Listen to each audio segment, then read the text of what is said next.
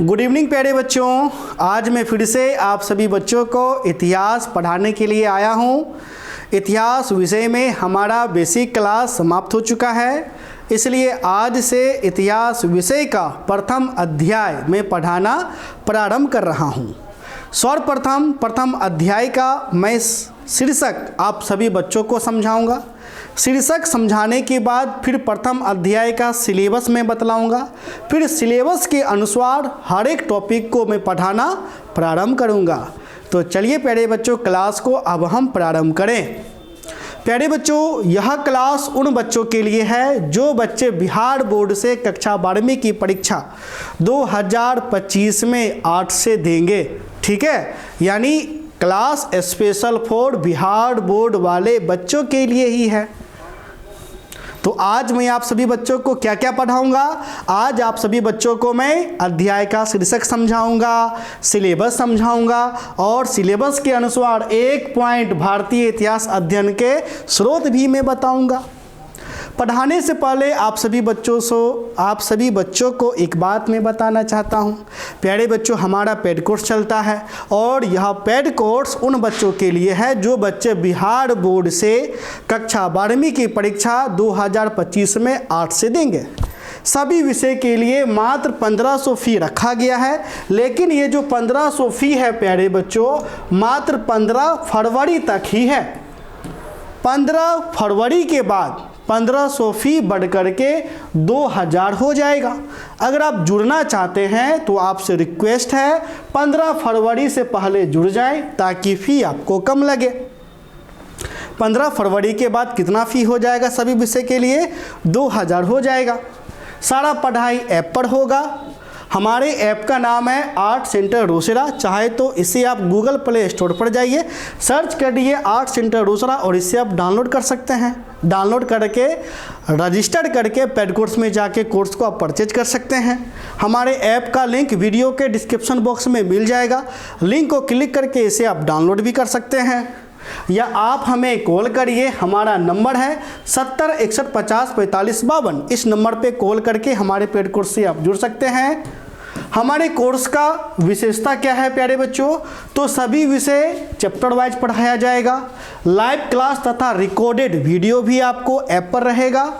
सभी विषय का लेक्चर नोट्स आपको दिया जाएगा, वो भी चैप्टर वाइज।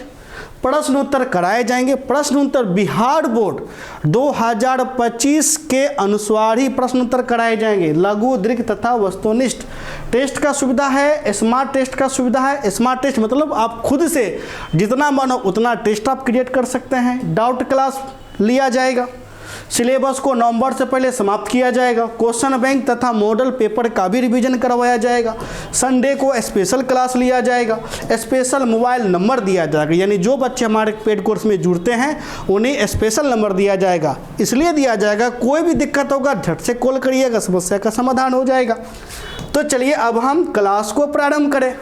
तो सबसे पहले हमें क्या करना है? हमें सबसे पहले शीर्षक को समझना है। क्यों समझना है? क्योंकि अगर आप शीर्षक को समझ लेंगे ना तो पूरे अध्याय को समझ लेंगे, क्योंकि पूरे अध्याय का निचोड़ होता है शीर्षक। शीर्षक पूरे अध्याय को संक्षिप्त में बता देगा कि आपको अध्याय में पढ़ना क्या है। तो इतिहास का जो आपका पहला अध्याय है प्यारे बच्चों, पहला अध्याय का मेन शीर्षक क्या है? तो मेन शीर्षक है ईंटे। ईंटे मतलब ईंटा, समझ ही रहे हैं। अर्थात प्राचीन काल में जो ईंटा मिला उनके आधार पर इतिहास लिखा गया। तो ईंटा तो समझ में आ रहा है। मन के, बहुत सारे बच्चे मन के नहीं समझे, कोई बात नहीं, आगे बढ़ जाते हैं। अस्थियां भी तो समझ गए ना। प्राचीन मानव जिनका हड्डी गुड्डी बच गया होगा उसी को हम अस्थियां कहते हैं ना, वही अस्थि आपका हो गया। तो क्या क्या समझ में आया? ईंटें समझ में आया, अस्थियां समझ में आया, लेकिन बहुत सारे बच्चे को मन के समझ में नहीं आया। ये मन के क्या होता है? आपने साधु को देखा होगा, संत को देखा होगा, या किसी भी महिला के गले में हार आपने देखा होगा, या माला देखा होगा। ठीक है, तो ये जो माला है ये क्या है प्यारे बच्चों? ये देखो, ये माला है कि नहीं? माला है, माला है। ठीक है, किसका माला है? रुद्राक्ष का माला है। तो इस माला में देखिए क्या है, ये गोल गोल गोल गोल, ये जो गोल गोल है, ठीक है। तो ये जो गोलाकार है प्यारे बच्चों, इसी गोलाकार को हम लोग क्या कहते हैं? मनके कहते हैं। ये जो गोल गोल है ना, ये जो गोल गोल है माला का, इसी गोलाकार को हम लोग मनके कहते हैं। तो इस माला में कितने मनके? तो रुद्राक्ष का जो माला होता है साधु वाला, इसमें 108 मनके होते हैं। जैसे कोई जाप करता है, ओम नमः शिवाय, एक बार बोला हटा दिया, ओम नमः शिवाय, ओम नमः शिवाय बोलते बोलते ये पूरा माला जब खत्म होता है 108 फुट जाता है, क्योंकि इस माला में 108 मनके लगा हुआ है, ठीक है। तो मनके प्यारे बच्चों समझे कि नहीं समझे? तो माला का जो गोलाकार भाग होता है, ये जो गोल गोल, इसी को हम मनके कहते हैं। अब ये जो गोलाकार है, जरूरी नहीं रुद्राक्ष ही हो, इसके जगह अब कोई फैशन के लिए पहनता है तो प्राचीन काल में मट्टी को पका करके गोलाकार भाग में उसको गूंथ लिया जाता था। तो मनके मिट्टी का भी बना हुआ हो सकता है, मनके लकड़ी का भी बना हुआ हो सकता है, मनके पत्थर का भी बना हुआ हो सकता है, ठीक है। तो यहाँ आप देखिए गोलाकार, ये जो माला है इसमें देखिए ये जो गोल गोल है, यही क्या है? मनके है। ये देखिए हड़प्पा सभ्यता वाला माला, ये माला किस काल का है? हड़प्पा सभ्यता वाला, ठीक है। और इसमें देखिए ये जो गोलाकार भाग है, यही क्या है? मनके। ये देखिए महिला गला में माला पहने हुई है, ये जो गोलाकार लकड़ी का बना हुआ है, ये भी क्या है? मनके। तो मनके समझ में आ रहा है कि नहीं आ रहा है? आ रहा है, अब तो आ गया होगा। चलिए अब हम जो मेन शीर्षक है नीचे वाला, इसको हम समझेंगे, हड़प्पा सभ्यता। तो हड़प्पा सभ्यता मतलब आपको प्रथम अध्याय में किस सभ्यता के बारे में पढ़ना है? हड़प्पा सभ्यता के बारे में पढ़ना है। हड़प्पा सभ्यता विश्व की प्राचीन सभ्यताओं में से एक सभ्यता है। आप सभी बच्चे जानते हैं विश्व में कितना प्राचीन सभ्यता? तो 4 प्राचीन सभ्यता। पहला मेसोपोटामिया की सभ्यता, कक्षा 11 में आपने पढ़ा। मिस्र की सभ्यता कक्षा 11 में आपने पढ़ा। चीन की सभ्यता कक्षा 11 में आपने पढ़ा। यानी 3 प्राचीन सभ्यता को कक्षा 11 में तो आपने पढ़ लिया। अब जो चौथा जो बच गया हड़प्पा सभ्यता, तो हड़प्पा सभ्यता को आपको कक्षा 12वीं में पढ़ना है। क्यों पढ़ना है? क्योंकि हड़प्पा सभ्यता भारतीय सभ्यता है। कौन सा सभ्यता? भारतीय सभ्यता। इसलिए हड़प्पा सभ्यता को हम लोग प्रथम अध्याय में पढ़ेंगे। अब हड़प्पा सभ्यता को हम लोग प्रथम अध्याय में क्यों पढ़ेंगे? क्योंकि भारत का इतिहास हड़प्पा सभ्यता से ही शुरू होता है। हम हड़प्पा सभ्यता को पहली अध्याय में क्यों पढ़ रहे हैं? क्योंकि भारत का इतिहास कहाँ से शुरू होता है? भारत का इतिहास हड़प्पा सभ्यता से ही शुरू होता है। अर्थात भारत का सबसे प्राचीन सभ्यता कौन? तो हड़प्पा सभ्यता। भारत का सबसे पुराना इतिहास कौन? तो हड़प्पा सभ्यता। समझ गए? अर्थात भारत का सबसे बीता हुआ समय, एकदम सबसे इतिहास, पुराना इतिहास किसका? हड़प्पा सभ्यता, ठीक है। तो प्रथम अध्याय में हमें क्या पढ़ना है? हड़प्पा सभ्यता। और हड़प्पा सभ्यता को हम प्रथम अध्याय के ही अंतर्गत जानेंगे। सिंधु घाटी सभ्यता को हड़प्पा सभ्यता क्यों कहते हैं, यानी पूरा विस्तार पूर्वक हम लोग समझ पढ़ेंगे। और ये जो सभ्यता है हड़प्पा सभ्यता, विश्व की प्राचीन सभ्यताओं में से सबसे मजबूत सभ्यता थी, सबसे समृद्ध सभ्यता थी, सबसे प्रभावशाली सभ्यता थी, ठीक है। तो यह अध्याय अति महत्वपूर्ण अध्याय है। पूरे इतिहास में आपका जब बिहार बोर्ड में एग्जाम होगा ना, 15 अध्याय में से सबसे ज़्यादा प्रश्न पहले अध्याय से ही आएगा। यानी इस अध्याय से कम 25 अंक के प्रश्न आपके एग्जाम में पूछे जाएंगे। तो आप समझ सकते हैं कि यह अध्याय कितना महत्वपूर्ण आपका हो जाता है, ठीक है। तो इसलिए सिलेबस काफ़ी अच्छे से समझें और सिलेबस के अनुसार हर एक टॉपिक को काफ़ी अच्छे तरीके से आप सभी बच्चों को मैं समझाऊंगा। तो शीर्षक तो समझ गए, अब चलिए झट से हम चले सिलेबस की ओर, ठीक है। चलिए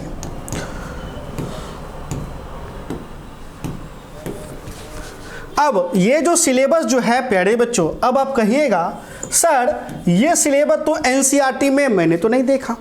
तो देखो एनसीईआरटी में जो सिलेबस दिया हुआ है, ठीक है, अगर हम उसके अनुसार पढ़ाएंगे ना आपको समझ में नहीं आएगा, यानी कहानी की तरह समझ में नहीं आएगा। और मैं चाहता हूं कि आपको कहानी की तरह समझ में आए और हर एक प्रश्न मौखिक बने, चाहे वस्तुनिष्ठ हो, लघु हो, दीर्घ हो।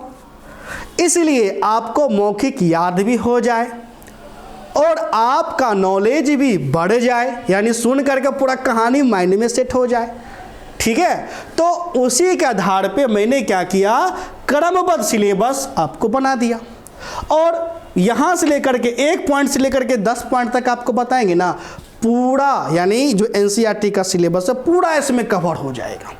ठीक है, तो सिलेबस के अंतर्गत सबसे पहले मैं आप सभी बच्चों को क्या पढ़ाऊंगा, तो प्रथम अध्याय का मैं बेसिक क्लास लूँगा। अब जाहिर सी बात है एनसीईआरटी में तो प्रथम अध्याय का बेसिक क्लास तो मिलेगा नहीं, वो कौन देगा, हम ही देंगे। हम क्यों देंगे, ताकि आपको अध्याय को समझने में आसानी हो। ठीक है, तो बेसिक क्लास के अंतर्गत आप सभी बच्चों को मैं पढ़ाऊंगा भारतीय इतिहास अध्ययन के स्रोत। क्या पढ़ाऊंगा, भारतीय इतिहास अध्ययन के स्रोत। आप सभी बच्चे जानते हैं इतिहास में हमें किसका इतिहास पढ़ना है, तो भारत का इतिहास पढ़ना है। तो भारत का इतिहास हम जो पढ़ रहे हैं इसका स्रोत क्या है, स्रोत मतलब साधन क्या है, यानी जो इतिहास में जो भी इतिहास लिखा गया है वह हम कहाँ से उठा करके अध्याय बनाएं, क्या स्रोत है, तो हम स्रोत बताएंगे, जो कि आपके एग्जाम में कई बार पूछा जाता है। और जब तक आप स्रोत नहीं समझ पाएंगे अध्याय को समझना बड़ा जटिल आपका हो जाता है।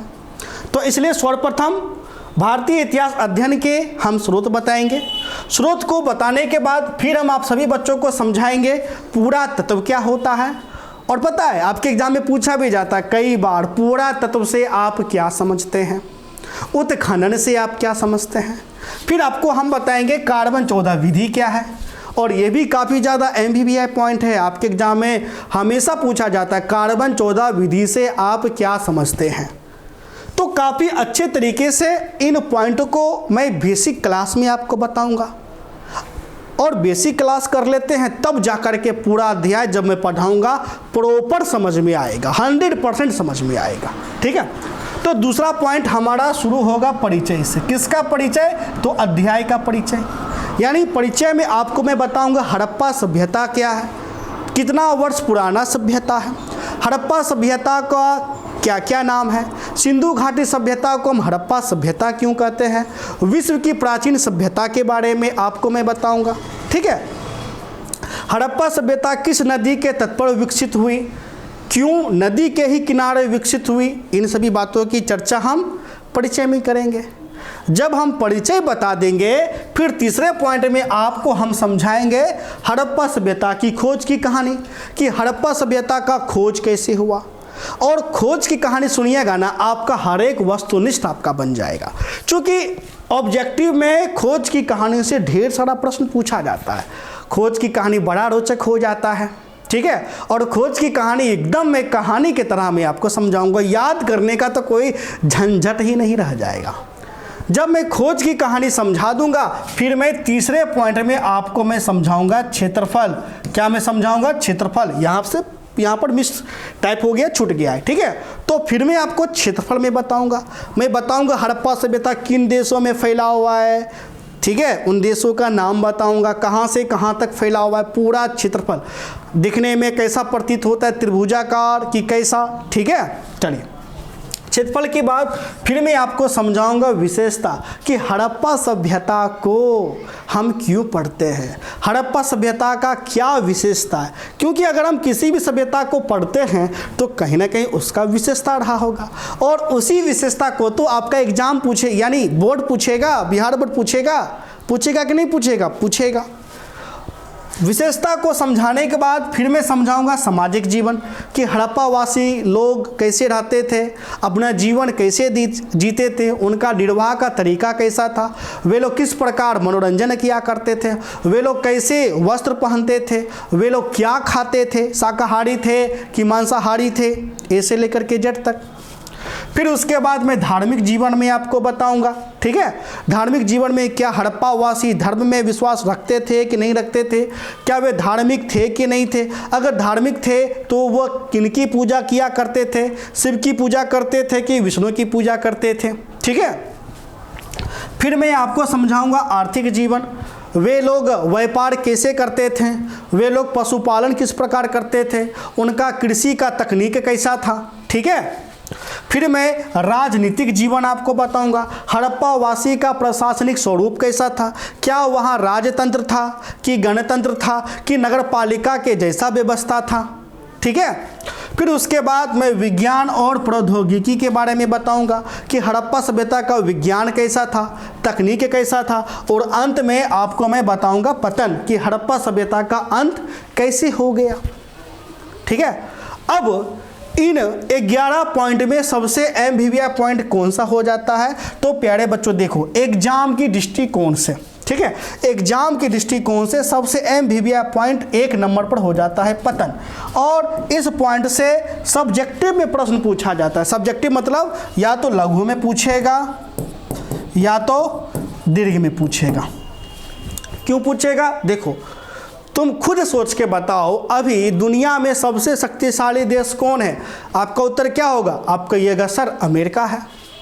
तो तुम खुद सोच के बताओ अगर अमेरिका नष्ट हो जाए, ख़त्म हो जाए, तो हर कोई पूछेगा कि नहीं पूछेगा, अरे बाप रे बाप अमेरिका इतना शक्तिशाली था, अमेरिका कैसे ख़त्म हो गया, अमेरिका का पतन कैसे हो गया, हर कोई पूछेगा कि नहीं पूछेगा, पूछेगा। उसी प्रकार हड़प्पा सभ्यता विश्व की प्राचीन सभ्यताओं में से सबसे शक्तिशाली सभ्यता थी, सबसे समृद्ध सभ्यता थी, और इस सभ्यता का पतन कैसे हो गया यह अपने आप में महत्वपूर्ण पक्ष हो जाता है। इसलिए हर बोर्ड यह प्रश्न हमेशा पूछता है, चाहे वो बिहार बोर्ड हो, एमपी बोर्ड हो, झारखंड बोर्ड हो, यूपी बोर्ड हो, कोई भी बोर्ड हो। ठीक है, तो ये पॉइंट काफ़ी ज़्यादा महत्वपूर्ण हो जाता है। दूसरा नंबर पे महत्वपूर्ण हो जाता है विशेषता। क्यों, इस सभ्यता को हम किस लिए पढ़ते हैं, उन सभी चीज़ों का अध्ययन हम विशेषता में करेंगे। इसलिए हड़प्पा सभ्यता, इसलिए इससे तो प्रश्न आएगा कि बताओ हड़प्पा सभ्यता का क्या विषय, हड़प्पा सभ्यता को कांस्य युग हम क्यों कहते हैं, हड़प्पा सभ्यता का जल निकास प्रणाली, जो भी विशेषता रहा उस विशेषता को पूछेगा। इसलिए विशेषता ये दूसरे नंबर पर महत्वपूर्ण टॉपिक आपका आ जाता है। तीसरे नंबर पर खोज की कहानी, इससे वस्तुनिष्ठ में ढेर सारा प्रश्न पूछा जाता है। जैसे हड़प्पा सभ्यता का खोज कौन किया, किस वर्ष किया, किस नदी के किनारे है, ठीक है, मोहनजोदड़ो किस नदी के किनारे है, ढेर सारा प्रश्न आपको रहता है। तो विशेषता भी काफ़ी ज़्यादा महत्वपूर्ण आपका हो जाता है। बाकी ये जो सामाजिक आर्थिक राजनीतिक है ये भी काफ़ी ज़्यादा महत्वपूर्ण हो जाता है, लेकिन सब्जेक्टिव एग्जाम के दृष्टि से, सब्जेक्टिव मतलब लघु दीर्घ में आपको पूछा जाता है। आपको दीर्घ में इसी तीनों से प्रश्न हमेशा आता है बिहार बोर्ड में। जैसे पूछेगा हड़प्पा सभ्यता का सामाजिक जीवन का वर्णन करें, हड़प्पा सभ्यता का धार्मिक जीवन का वर्णन करें, हड़प्पा सभ्यता का आर्थिक जीवन का वर्णन करें, अथवा हड़प्पा सभ्यता का आर्थिक पहलू पर टिप्पणी लिखे। इस प्रकार के प्रश्न डायरेक्ट बिहार बोर्ड में पूछा जाता है। तो जिस रूप में बिहार बोर्ड आपसे प्रश्न पूछा जाता है, ठीक है, उन्हीं के ही तो आधार पर हम सिलेबस लेकर के आए हैं, ताकि मैं कहानी ऐसा सुनाऊं आपको प्रॉपर समझ में आए और सारा का सारा उत्तर आप मौखिक रूप में दे पाएँ। क्योंकि पढ़ने का उद्देश्य क्या होता है, पढ़ने का उद्देश्य होता है समझना और एग्जाम में सारे प्रश्न को बनाना। समझ गए, चलिए, तो इतना चीज़ हमें पढ़ना है। तो इतना में सबसे पहले हमें क्या पढ़ना है, सबसे पहले हम क्या शुरू करेंगे पढ़ाना, तो बेसिक क्लास। अब बेसिक क्लास के अंतर्गत सबसे पहले आप सभी बच्चों को मैं क्या पढ़ाऊंगा, भारतीय इतिहास अध्ययन के स्रोत। मैं सर्वप्रथम क्या पढ़ाऊंगा प्यारे बच्चों, भारतीय इतिहास अध्ययन के स्रोत पढ़ाऊंगा। ठीक है, चलिए, तो हमारा पहला पॉइंट क्या हो जाता है प्यारे बच्चों, पहला पॉइंट हो जाता है भारतीय इतिहास अध्ययन के स्रोत। ठीक है, तो देखो भारत ही नहीं पूरे दुनिया में अगर किसी भी यानी किसी का भी अगर इतिहास लिखा जाएगा तो इतिहास लिखने का दो आधार होता है, या तो साहित्यिक आधार होगा या तो पूरा तात्विक आधार होगा। ठीक है, तो सबसे पहले हम विश्व का ले लेते हैं, फिर उसके बाद हम चर्चा करेंगे। तो दुनिया भर में जितना भी इतिहास है, हम भारत ही नहीं हम पूरी दुनिया का बात करते हैं, दुनिया भर में जितना भी इतिहास है इस इतिहास को किस आधार पर लिखा गया, तो दो आधार पर लिखा गया। या तो इसका आधार साहित्यिक होगा या तो पूरा तात्विक होगा। ठीक है, तो आधार या तो साहित्यिक होगा या तो पूरा तात्विक होगा। साहित्यिक आधार क्या होता है?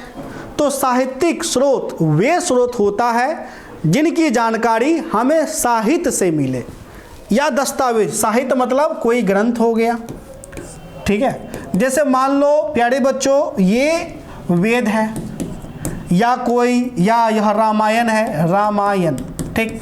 अब जब हम रामायण को पढ़ेंगे तो इस रामायण ग्रंथ के आधार पर अब हम राम भगवान के बारे में बता सकते हैं कि नहीं बता सकते हैं? बता सकते हैं। इसी में, ठीक है, अगर कोई विदेशी यात्री आया यूनान से, जैसे मेगास्थनीज भारत में आया और भारत को जिन रूपों में देखने के बाद वो अपने आधार पर एक किताब लिखा। इस किताब का नाम है इंडिका, ठीक है, इंडिका। अब जब हम इस इंडिका किताब को पढ़ेंगे तो जाहिर सी बात है भारत के बारे में हम बता पाएंगे कि मेगास्थनीज के समय में भारत कैसा था। लेकिन साहित्यिक स्रोत जो होता है इसे 100% सच नहीं माना जाता है। क्यों नहीं माना जाता है? क्योंकि इसमें बढ़ा चढ़ा करके लिखा जाता है। इसमें बढ़ा चढ़ा करके लिखा जाता है। जैसे रामायण में क्या लिखा हुआ है? रामायण में देखो, जैसे रावण भारत आया, सीता माँ का हरण करके श्रीलंका लेके चला गया। ये बात बिल्कुल सत्य है, ठीक। लेकिन रामायण में देखिए ये भी लिखा हुआ कि रावण ने पुष्प विमान से उड़ करके आया भारत। अब यहाँ पर इतिहासकार यह सोचने लग गए उस समय में रावण का जो पुष्प विमान था जो आकाश में उड़ता था वो बिना पेट्रोल डीजल के कैसे उड़ता था? उस समय ऐसा कौन सा तकनीक था जो बिना पेट्रोल डीजल का पुष्प उड़ जाए? ठीक है, तो इतिहासकार ये तो सत्य मानते हैं कि रावण भारत आया, सीता माँ को हरण करके श्रीलंका लेके चला गया। लेकिन इतिहासकार यह स्वीकार नहीं कर पा रहे हैं कि रावण पुष्प विमान से उड़ करके आया होगा। तो यहाँ पर क्या हो जाता है? यहाँ पर मतभेद हो जाता है। अब हर एक इतिहासकार का अलग अलग कहना हो जाता है। कोई इसे सत्य कहता है तो कोई इसे असत्य कहता है। तो इस प्रकार साहित्यिक स्रोतों को पूर्ण रूप से सत्य माना नहीं जाता है। यानी साहित्यिक स्रोतों में बढ़ा चढ़ा करके लिखा जाता है और उनके लेख के ही आधार पर हम क्या करते हैं? इतिहास का निर्माण करते हैं, ठीक है। दूसरा होता है पुरातात्विक स्रोत, ठीक। अब पुरातात्विक स्रोत वह स्रोत होता है जिनकी जानकारी हमें पूरा वस्तु से मिले। जिनकी जानकारी हमें कहाँ से मिले? पूरा वस्तु। अब ये पूरा वस्तु क्या होता है? तो देखो, मान लो कोई प्राचीन मानव है, ठीक है। अब ये प्राचीन मानव है। अब ये प्राचीन मानव है तो इस मानव का भी तो कोई घर रहा होगा। इस घर में मानव रहता होगा तो मानव जहाँ खाना बनाता होगा उस प्राचीन मानव का बर्तन, प्राचीन मानव अगर सिक्का का प्रयोग करता होगा तो वो सिक्का। तो प्राचीन मानव का जो भी अवशेष है तो प्राचीन मानव का अवशेष क्या कहलाएगा? पूरा वस्तु, ठीक है। अब जब इन पूरा वस्तु का जब अध्ययन किया जाएगा, इन अध्ययन से जो भी जानकारी मिलेगा उनके आधार पर जो लेख लिखा जाएगा वही पुरातात्विक स्रोत आपको कहलाएगा। जैसे मान लो यह प्राचीन मानव है, ठीक है। इस मानव को मान लो कि पढ़ना लिखना नहीं आता है, ठीक है, और ये प्राचीन मानव है। मान लो कि यह प्राचीन मानव है और इस मानव के पास एक सिक्का है और ये सिक्का गिर गया और जब यह सिक्का हमें प्राप्त होता है तो यह सिक्का क्या कहलाया? पूरा वस्तु। अब पता है, अब एक सिक्का से पूरा इतिहास लिखा जा सकता है। कैसे? तो देखो, अब ये सिक्का मान लो कांसा का बना हुआ है। यह सिक्का किसका बना हुआ है प्यारे बच्चों? कांसा का, ठीक। अब कांसा धातु किससे बनता है? तो टीना और तांबा। टीना तांबा को गला करके, पिघला करके, मिला करके ठंडा कर दोगे तो कांसा बनेगा। अगर ये सिक्का कांसा का बना हुआ है तो इतिहासकार यह जाना, ओहो, इसको तांबा का भी ज्ञान था, टीना का भी ज्ञान था और यह इतना होशियार था कि दोनों पिघला करके, मिला करके कांसा बनाना भी विधि जानता था, ठीक। अगर इस सिक्का में कुछ लिखा हुआ है तो इतिहासकार क्या समझा? अच्छा, इसको पढ़ना लिखना भी आता था, अर्थात पूरे समाज में साक्षरता था। यानी सिक्का पर कुछ लिखा हुआ है, इसका मतलब कोई पढ़ने वाला होगा, यानी पढ़ना लिखना लोगों को आता था। सिक्का है अर्थात व्यापार में वस्तु विनिमय ना होकर के सिक्का का प्रयोग होता था, यानी वे लोग काफ़ी ज़्यादा समृद्ध थे। अगर सिक्का पर कोई देवी देवता का फोटो बना हुआ है अर्थात वे लोग धार्मिक रहे होंगे, यानी धर्म में विश्वास करते होंगे। तो बताओ एक सिक्का के आधार पर किस प्रकार इतिहास लिखा गया, कितना लिखा गया ना। तो पुरातात्विक स्रोत क्या होता है, वह स्रोत जिनकी जानकारी हमें पूरा वस्तु से मिले, पूरा वस्तु के रूप में, चाहे सिक्का हो यानी मुद्रा हो, अभिलेख हो, खंडर हो। जैसे प्राचीन मानव का ये घर अब तो खंडर हो गया होगा, तो इस खंडर का जब अध्ययन होगा इनके आधार पर जो लेख लिखा जाएगा पुरातात्विक स्रोत कहलाएगा। ठीक है, तो इस प्रकार इतिहास अध्ययन के कितना स्रोत, 2 स्रोत, साहित्यिक और पुरातात्विक। तो सिंपल सी बात है, भारतीय इतिहास अध्ययन का भी कितना स्रोत होगा, 2 ही होगा, एक साहित्यिक स्रोत होगा, दूसरा पुरातात्विक स्रोत होगा। तो भारत में इतिहास अध्ययन के, ठीक है प्यारे बच्चों, भारत में इतिहास अध्ययन के स्रोत प्रचुर मात्रा में उपलब्ध है, जिनसे हमें तत्कालीन मतलब उस समय के, ठीक है, उस समय के सामाजिक, आर्थिक, राजनीतिक, सांस्कृतिक इत्यादि की जानकारी प्राप्त होती है और उन्हीं के ही आधार पर इतिहास को लिखा जाता है तथा इतिहास को बिगाड़ा भी जाता है। यानी इतिहास को लिखा जाता है और इतिहास को बिगाड़ा भी जाता है, और यानी इतिहास बनते हैं, बिगड़ते हैं, फिर बनते हैं। ठीक है, तो क्या हो जाएगा मेरा, प्राचीन भारतीय इतिहास अध्ययन के स्रोत प्रचुर मात्रा में उपलब्ध है, जिनसे हमें तत्कालीन मतलब उस समय के भारतीय सामाजिक, राजनीतिक, आर्थिक, सांस्कृतिक, धार्मिक इत्यादि की जानकारी प्राप्त होती है। ठीक है, अब हम अध्ययन के लिए क्या करेंगे, अध्ययन के लिए भारतीय इतिहास अध्ययन को हम 2 भाग में बांट देंगे, एक साहित्यिक स्रोत, दूसरा पुरातात्विक स्रोत। ठीक है प्यारे बच्चों, तो अध्ययन की सुविधा के लिए भारतीय इतिहास अध्ययन के स्रोतों को 2 भागों में बांटा जा सकता है। कितने भाग में, 2 भाग में। पहला भाग साहित्यिक स्रोत, दूसरा भाग पुरातात्विक स्रोत। तो साहित्यिक स्रोत कौन सा स्रोत होगा, साहित्यिक स्रोत वे स्रोत होते हैं जो हमें साहित्यों से जानकारी प्राप्त हो। ठीक है, जो जानकारी हमें साहित्य से मिले, साहित्य मतलब चाहे आपका कोई दस्तावेज हो, कोई ग्रंथ हो, तो ग्रंथ दस्तावेज से जो भी जानकारी प्राप्त होती है वह साहित्यिक स्रोत कहलाते हैं। इन्हीं के आधार पर इतिहास का रचना किया जाता है। ठीक है, और ये जो साहित्यिक स्रोत है जो है प्यारे बच्चों, इन्हीं साहित्यिक स्रोत के आधार पर इतिहास का अध्याय 2 से लेकर के 15 तक, अध्याय 2 से 15 तक का जो इतिहास है, यानी इतिहास विषय में कितना अध्याय, 15। इन 15 में अध्याय 2 से लेकर के अध्याय 15 तक साहित्यिक स्रोतों के ही आधार पर लिखा गया है। किस आधार पर लिखा गया है, साहित्यिक स्रोतों के आधार पर। ठीक है, अब चलो इसे थोड़ा हम विस्तार पूर्वक आपको लाइटली हम बता देते हैं। ठीक है, अब साहित्यिक स्रोतों के आधार पर कैसे लिखा गया है, तो देखो आप प्यारे बच्चों देखिए कि अध्याय 2 में आप क्या पढ़िएगा, अध्याय 2 में आप लोग पढ़िएगा मौर्य साम्राज्य के बारे में, गुप्त साम्राज्य के बारे में, मगध साम्राज्य के बारे में पढ़िएगा कि नहीं पढ़िएगा। अध्याय 3 में ब्राह्मणवादी व्यवस्था के बारे में पढ़ेंगे, अध्याय 4 में बौद्ध धर्म और जैन धर्म के बारे में पढ़ेंगे, अध्याय 5 में जो विदेशी लोग भारत में आए उनके ग्रंथों को आप लोग पढ़ेंगे। ठीक है, तो देखिए ये जो साहित्यिक स्रोत है प्यारे बच्चों, अगर हम साहित्यिक स्रोत को तोड़ेंगे ना तो साहित्यिक स्रोत 2 भाग में टूटता है। एक हो जाता है धार्मिक स्रोत और दूसरा हो जाता है धर्मनिरपेक्ष स्रोत। ठीक है, धार्मिक स्रोत वे स्रोत होता है जो सीधे सीधे धर्म से जुड़ा हुआ होता है। जैसे रामायण ग्रंथ है, साहित्य है ना, है, यह क्या धर्म से जुड़ा हुआ है, बिल्कुल जुड़ा हुआ है। क्योंकि जब हम रामायण पढ़ते हैं तो भगवान राम के बारे में भी पढ़ते हैं, हनुमान जी के भी बारे में पढ़ते हैं।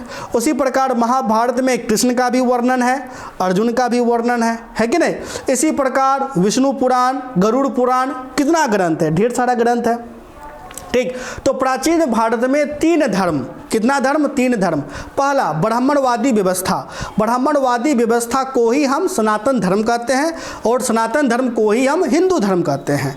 तो ब्राह्मणवादी व्यवस्था के अंतर्गत जो भी ग्रंथ लिखे गए, ठीक है, एक उनसे जानकारी प्राप्त होगा, जैसे वेद हो गया, उपनिषद हो गया। फिर आगे चल करके बौद्ध धर्म बना, तो बौद्ध धर्म में जातक हो गया, पीटक हो गया, यानी बौद्ध धर्म का जो ग्रंथ है जातक पीटक, उनको जब हम पढ़ेंगे उनसे जानकारी मिलेगा। इसी प्रकार जैन ग्रंथ, उनको जब हम पढ़ेंगे तो उनसे जानकारी मिलेगा। तो जो सीधे सीधे धर्म से जुड़ा हुआ है वो धार्मिक ग्रंथ आपको कहलाएगा। ठीक है, तो पूरा का पूरा, ठीक है, यानी जो धर्म से जुड़ा हो धार्मिक ग्रंथ, और जो धर्म से जुड़ा हुआ नहीं हो वो धर्म निरपेक्ष। जैसे चाणक्य, अब चाणक्य ने जो भी दस्तावेज लिखा धर्म निरपेक्ष, चूंकि ये सीधे सीधे धर्म से जुड़ा हुआ नहीं है। जैसे महात्मा गांधी जी का जीवनी, अब महात्मा गांधी जी के जीवनी में क्या कोई भगवान आएंगे, क्या कोई धर्म आएगा? नहीं आएगा, तो ये धर्म निरपेक्ष है। ठीक है, समझ गए? तो धार्मिक ग्रंथों को 3 भागों में बांटा गया। क्यों बांटा गया है? क्योंकि प्राचीन भारत में 3 ही धर्म थे, एक सनातन धर्म यानी ब्राह्मणवादी व्यवस्था, दूसरा बौद्ध धर्म और तीसरा जैन धर्म। ठीक, अब ब्राह्मणवादी व्यवस्था के अंतर्गत उपनिषद लिखा गया, वेद लिखा गया, वेदांग लिखा गया, स्मृति, महाकाव्य लिखा गया, पुराण लिखा गया, और इन्हीं के आधार पर, इन्हीं ग्रंथों के आधार पर पूरा इतिहास का अध्याय 3 का रचना किया गया है। ठीक है, जातक और पीटक जैन धर्म के ग्रंथों के आधार पर, इनके आधार पर पूरा अध्याय 4 का इतिहास का निर्माण किया गया। यानी इतिहास का जो अध्याय 4 है उनका निर्माण किन ग्रंथों के आधार पर किया गया? जातक है, पीटक है, जैन धर्म का ग्रंथ है, उनके आधार पर किया गया है। ठीक है, उसके बाद धर्म निरपेक्ष को भी 2 भाग में बांटा गया। एक है विदेशी साहित्य, विदेशी मतलब अब विदेशी लोग समय समय पर भारत आए, जैसे यूनान देश से मेगास्थनीज आया, तो मेगास्थनीज विदेशी था, यूनान देश का था, भारत आया, भारत को उन्होंने जिस रूप में देखा उन्हीं के आधार पर मेगास्थनीज ने क्या लिखा? इंडिका एक किताब लिखा। अब जब हम इंडिका को पढ़ेंगे तो उस समय के भारत के बारे में जान पाएंगे। इसी प्रकार एक मुसलमान में देखिएगा अल-बरूनी आया, अल-बरूनी ने जब भारत आया तो भारत को जिस रूप में देखा उनके आधार पर उन्होंने किताब उल हिंद लिखा। अब जब हम किताब उल हिंद को पढ़ेंगे तो अल-बरूनी के समय का भारत हमको नजर आएगा कि उस समय भी सती प्रथा था, तो सती प्रथा को हम लोग पढ़ेंगे। फिर इब्न बतूता आया, ये भी मुसलमान थे। ठीक है, तो इब्न बतूता आया, भारत को जो भी देखा उनके आधार पर उन्होंने रहला लिखा। जब हम रहला को पढ़ेंगे तो इब्न बतूता के समय के बारे में हम लोग भारत को देख पाएंगे। इसी प्रकार समय समय पर विदेशी लोग भी आए, जैसे यूनानी, चीनी में फाहियान हो गया, तिब्बती, मुसलमान, उन्होंने भारत को देखा, देखने के आधार पर जो भी उन्होंने ग्रंथ दिया, जो भी साहित्य लिखा, उनको जब हम पढ़ते हैं तो भारत के बारे में भली भांति जान पाते हैं। इन्हीं के आधार पर अध्याय 5 का निर्माण आपको किया गया है। ठीक है, तो ये पूरा का पूरा साहित्यिक स्रोत हमें कहाँ से लाभ होगा? तो साहित्यिक स्रोत के आधार पर जो भी अध्याय बना है 2-3 से लेकर के, यानी 2 से लेकर के पूरे अध्याय 15 तक। ठीक है, तो इसलिए साहित्यिक स्रोतों को हमें ज़्यादा समझना नहीं है, बस इतना जान जाओ साहित्यिक स्रोत भी 2 भाग में बटा हुआ है। जो सीधे सीधे धर्म से जुड़ा हो वह धार्मिक स्रोत के अंतर्गत आएगा, जो धर्म से जुड़ा हुआ नहीं है वह धर्म निरपेक्ष के अंतर्गत आपको आएगा। ठीक है, चलिए अब तो साहित्यिक स्रोत आप समझ गए। अब आपको दूसरा आपको आ जाता है पूरा तात्विक स्रोत। कौन सा स्रोत? पूरा तात्विक स्रोत। और ये जो पूरा तात्विक स्रोत है प्यारे बच्चों, इन्हीं पूरा तात्विक स्रोतों के ही आधार पर अध्याय 1 का रचना किया गया है। यानी हड़प्पा सभ्यता का रचना किस आधार पर किया गया है? पूरा तात्विक स्रोतों के ही आधार पर किया गया है। अब आप कहिएगा कैसे? क्योंकि देखो हड़प्पा सभ्यता में क्या हमें लिपि लिपि मिला, लेकिन हड़प्पा वासी का जो लिपि था आज तक कोई पढ़ नहीं पाया है। आज तक कोई पढ़ पाया है? नहीं पढ़ पाया। अब जब आज तक कोई पढ़ ही नहीं पाया है तो इनके आधार पर कोई इतिहास का निर्माण होगा? नहीं होगा, सिंपल सी बात है। इसलिए अब हड़प्पा सभ्यता के बारे में कैसे लिखा जाएगा? जैसे मान लो यह हड़प्पा वासी है, ठीक है, अब यह हड़प्पा वासी है तो इसका भी तो घर होगा कि नहीं होगा? घर होगा। ठीक, अब ये घर जब वर्तमान समय में देखिएगा हड़प्पा वासी का घर, तो ये तो खंडर में बदल गया। तो इस खंडर का जब अध्ययन होगा तो क्या हम हड़प्पा वासी के बारे में जान पाएंगे कि वे लोग कैसे घर बनाते थे। घर के बगल में सड़क था, अब इन सड़कों को देखेंगे तो बता पाएंगे हड़प्पा वासी का सड़क कैसा था, सीधा था कि टेढ़ा था कि मेरा था। ठीक है, अब हड़प्पा वासी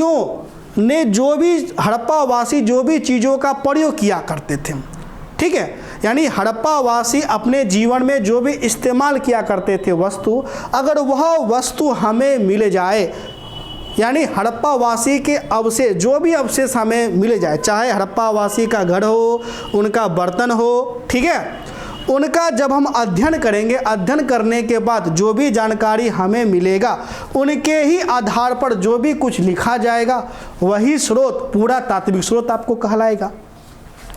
जैसे मान लो हड़प्पा वासी का घर, ये खंडर, तो पूरा तात्विक स्रोतों का कौन कौन सा, यानी पूरा तात्विक स्रोतों के अंतर्गत कौन कौन आएगा, जैसे खंडर आएगा कि नहीं आएगा, आएगा, जिसको हम कहते हैं भगवान शीश, ठीक, भगवान शीश, यानी खंडर पूरा तात्विक स्रोतों के अंतर्गत क्या क्या आता है, खंडर आता है। यानी उस समय के प्राचीन मानव का जो घर होता है, जो कि आज खंडर में तब्दील हो चुके हैं, उन खंडरों का जब हम अध्ययन करते हैं तो उस समय के लोगों के बारे में हम जान पाते हैं। प्राचीन मानव ने जो भी वस्तु का प्रयोग किया, अगर वह वस्तु हमें मिल जाए, वह अवशेष हमें मिल जाएं, उनका जब हम अध्ययन करते हैं तो उसके अध्ययन के बाद हम उनके बारे में जान पाते हैं कि वे लोग क्या खाते थे, उनके मनोरंजन के साधन क्या थे। अगर हड़प्पा वासी का कोई अगर हमें मूर्ति मिल गया, जैसे हड़प्पा समय का यह मूर्ति है, लगभग 5000 वर्ष पुराना मूर्ति, अगर मान लो इस मूर्ति ने जो भी कपड़ा पहन रखा तो इस मूर्ति के पहनावा के आधार पर हम कह सकते हैं कि हड़प्पा वासी किस प्रकार के कपड़े पहनते होंगे। तो पूरा तात्विक स्रोत क्या होता है, पूरा तात्विक स्रोत वह स्रोत होता है जो हमें पूरा वस्तु से प्राप्त होती है। पूरा वस्तु मतलब प्राचीन मानव के उपयोग में आए गए वस्तु का अवशेष जब हमें मिलता है, उनके अध्ययन के उपरांत जो भी कुछ हम जानकारी जुटा पाते हैं वही सारा का सारा पूरा तात्विक स्रोत है। और इन्हीं जानकारी के ही तो आधार पर हड़प्पा सभ्यता का रचना किया गया है। किसका रचना किया गया है प्यारे बच्चों, हड़प्पा सभ्यता का रचना किया गया है। ठीक है, तो अगर मान लो आपके एग्जाम में पूछा जाएगा कि हड़प्पा सभ्यता का इतिहास अध्ययन का स्रोत है साहित्यिक स्रोत, पूरा तात्विक स्रोत, इनमें से कोई नहीं, तो उत्तर क्या हो जाएगा, पूरा तात्विक स्रोत। सही उत्तर क्या हो जाएगा, पूरा तात्विक स्रोत। ठीक है प्यारे बच्चों, अब पूरा तात्विक के अंतर्गत, ठीक है, आप सभी बच्चों को मैं नेक्स्ट क्लास में आपको बताऊंगा पूरा तत्व क्या होता है, कार्बन 14 विधि क्या होता है। ठीक है, तो पूरा तत्व क्या होता है, कार्बन 14 विधि क्या होता है, इनके बारे में जो जानकारी है मैं आप सभी बच्चों को नेक्स्ट क्लास में दूंगा। आशा करता हूँ यह क्लास आपको काफ़ी ज़्यादा पसंद आई हो। तो मिलते हैं नेक्स्ट क्लास में, तब तक के लिए धन्यवाद।